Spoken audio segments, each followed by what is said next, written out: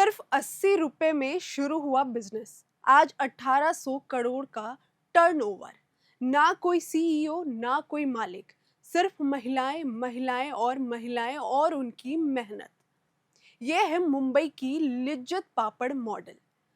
नमस्कार, मेरा नाम है शिवानी और आप देख रहे एयर नाउ। झारखंड विधानसभा की महिला और बाल विकास समिति इन दिनों अपने सभापति व सीएम हेमंत सोरेन की पत्नी कल्पना मुर्मू सोरेन के नेतृत्व में दौरे पर है।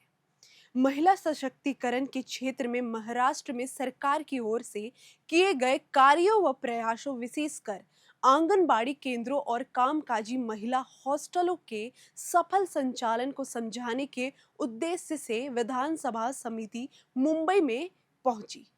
दौरे के क्रम में कल्पना सोरेन व समिति में शामिल विधायक पूर्णिमा साहू एवं अन्य मुंबई स्थित श्री महिला गृह उद्योग लिज्जत पापड़ के मुख्यालय पहुंची।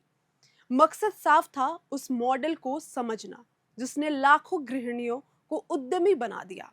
दरअसल लिज्जत पापड़ की कहानी जसवंती बेन और उनकी 6 महिला साथियों की है, जिन्होंने लिज्जत पापड़ की शुरुआत की थी। ये बात 15 मार्च 1959 की है, जब दक्षिण मुंबई के एक इलाके गिरगोम के एक पुराने घर की छत पर इन्होंने अपना कारोबार शुरू किया और पहले दिन सिर्फ 4 पैकेट पापड़ बनाई थी। आज ये कारोबार 6 महिलाओं से 43,000 महिलाओं तक पहुंच गया है और उद्धार के 80 रुपए से शुरू किए इस कारोबार का टर्नओवर अब 301 करोड़ रुपए सालाना हो गया है। इस मौके पर विधानसभा समिति की सभापति कल्पना सोरेन ने कहा, लिज्जत सिर्फ पापड़ नहीं बनाता, आत्मविश्वास बनाता है। यह 8वीं पास महिला भी लाखों का हिसाब रखती है। अनुशासन और ईमानदारी इसकी पूंजी है। झारखंड में भी आदिवासी महिलाएं जंगल, खेती, हैंडीक्राफ्ट से जुड़ी हैं। अगर हम इन्हें संगठित कर दे, ट्रेनिंग दे, मार्केट लिंकेज दे, तो झारखंड का अपना लिज्जत मॉडल बन सकता है। झारखंड में 2.5 लाख से ज्यादा स्वयं सहायता समूह है, जिसमें लाखों महिलाएं महुआ, बांस, सिल्क, अचार, मसाले का काम करती हैं।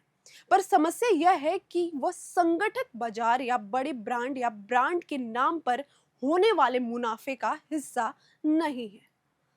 कल्पना सोरेन इस बात से बेहद उत्साहित नजर आई कि लिज्जत पापड़ मॉडल में महिलाएं कर्मचारी नहीं है, बल्कि संस्था की हिस्सेदार हैं। महिलाएं मुनाफे में हिस्सेदार भी हैं। प्रॉफिट सब में बराबर बंटता है। इस दौरान क्वालिटी कंट्रोल का भी विशेष ध्यान रखा जाता है, जैसे हर पापड़ का साइज, वजन एक जैसा होना, फिर टेस्ट लैब में पास होना, तभी बाजार में यह पापड़ जाता है। कल्पना सोरेन ने मुंबई दौरे पर लिज्जत पापड़ के कामों को नजदीक से देखने, सीखने और समझने का अवसर मिला। महिलाओं की ओर से महिलाओं के लिए शुरू किया गया यह प्रयास महिला सशक्तिकरण, आत्मनिर्भरता और सहकारिता का अद्भुत उदाहरण है। इससे बेहतर मॉडल शायद ही कहीं दुनिया में देखने को मिले। इसके बाद विधानसभा समिति 135 साल पुराने मुंबई के डब्बावाला एसोसिएशन की कार्यप्रणाली को भी देखने पहुंची, जिन्होंने अपने अनुशासन, मेहनत और वक्त के पक्के होकर पूरी दुनिया में नाम कमाया है। प्रतिदिन हजारों डब्बे वाले लाखों लोगों तक घर का बना भोजन पहुंचाते हैं। उनकी कार्यशैली सभी के लिए, करोड़ों लोगों के लिए प्रेरणादायक है। इसे देखने के दौरान ही कल्पना सोरेन ने कहा कि ऐसे मॉडल मेहनत, संगठन, क्षमता और सामूहिक कार्य संस्कृति की मिसाल है, जिन्हें समाज में अन्य क्षेत्रों में भी अपनाने की जरूरत है। उनकी अद्भुत प्रबंधन क्षमता, कोडिंग प्रणाली और कार्य के प्रति समर्पण ने उन्हें विश्व स्तर पर पहचान दिलाई है तथा उनका नाम Guinness book of world records में भी दर्ज है। ये एक्सपीरियंस सेंटर डब्बा वाले की मेहनत, अनुशासन, परंपरा और नवाचार के अद्भुत संगम का जीवंत उदाहरण है। एक्सपोजर विजिट के दौरान समिति मुंबई हार्बर स्थित विश्व प्रसिद्ध एलिफेंटा गुफाओं को देखने भी पहुंची। यूनेस्को विश्व धरोहर सूची में शामिल यह ऐतिहासिक स्थल भारतीय कला, संस्कृति और आध्यात्मिक विरासत का अद्भुत प्रतीक है।